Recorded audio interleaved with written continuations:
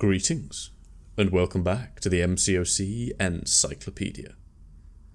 We all know Agent Venom isn't a particularly good champion.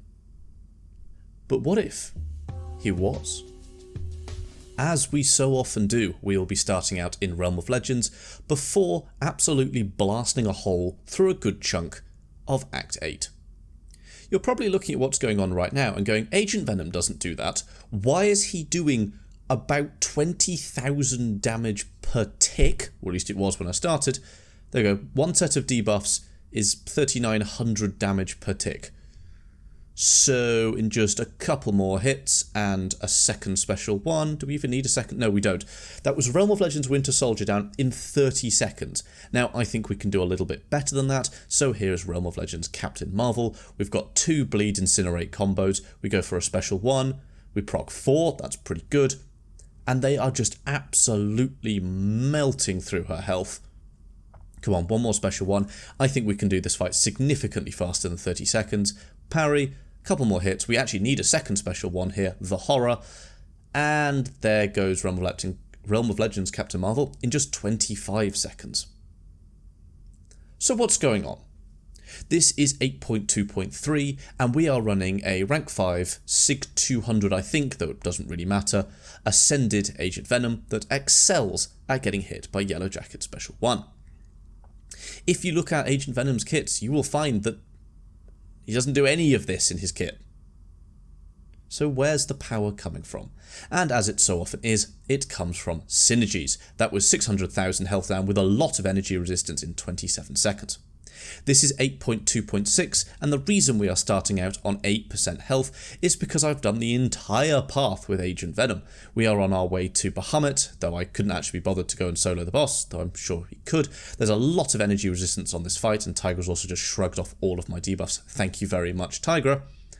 Dexa Special 2. Come on, 1, 2, and 3. And this path does also give us a 350% Fury, so with one more special 1, we can see we're hitting very, very hard. Dack, dack, dack. And those are some very, very powerful damage over time. Okay, our last path, and we are going to take the entire path, is 8.4.6, so it's pretty much as far as you can take 6 stars in story. In Act 9, they really do start to drop off a bit, but this is on the way to Glycan, so yeah. We take a massive load of damage to the face from her special 2, don't really care. Anyway, what is going on? Oh, I just love the damage, it's so good. Agent Venom has a synergy. Shocker. Not with Shocker, I meant that's surprising. Wow, that was a huge special one. He has a synergy with Craven the Hunter, and you can see the whole team down on the left now.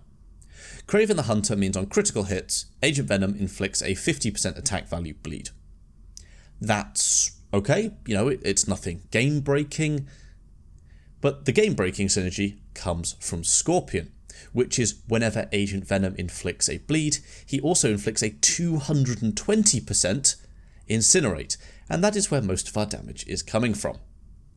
So, every time we crit, we bleed, every time we bleed, we inflict massive incinerate, and you can see that just from one stack of these debuffs, one stack, I got 3 stacks here, they are ticking for 27,000 damage per tick on this path, about 5,000, it's ridiculous. We're also running the Winter Soldier Relic, it's 6-star rank 2, I think, which is in placing a small energy vulnerability, increasing our incinerate even further.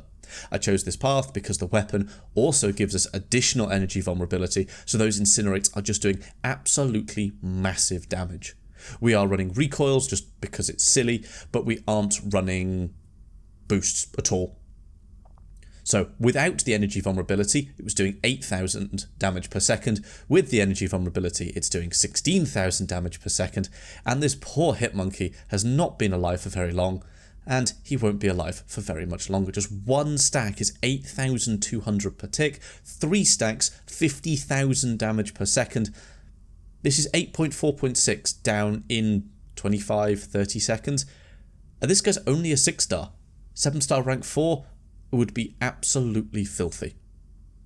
We also have Gold Pool on the team. That is increasing our bleed potency by 15%.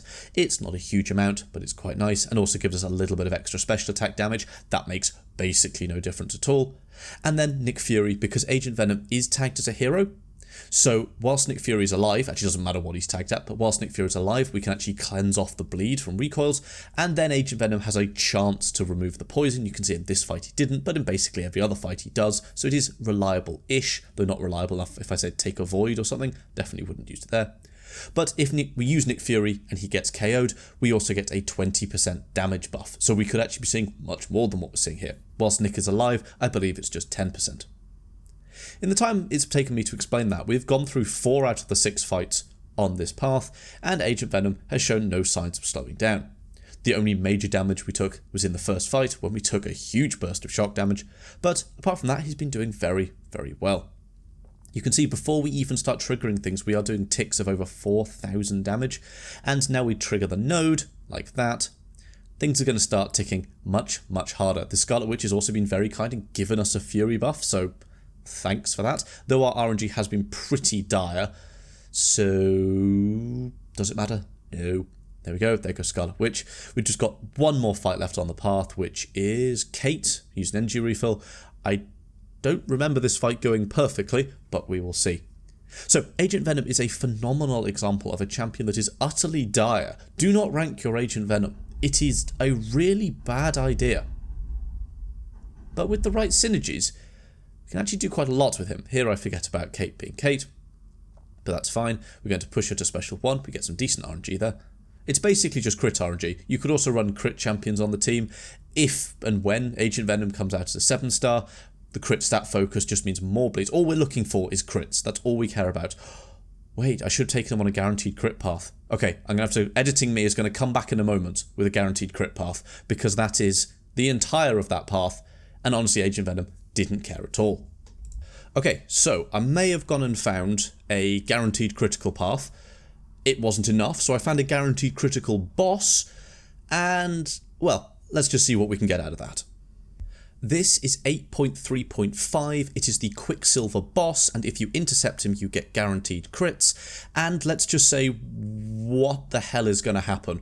One special one, this guy has 870,000 health, we throw... oh, he's gone.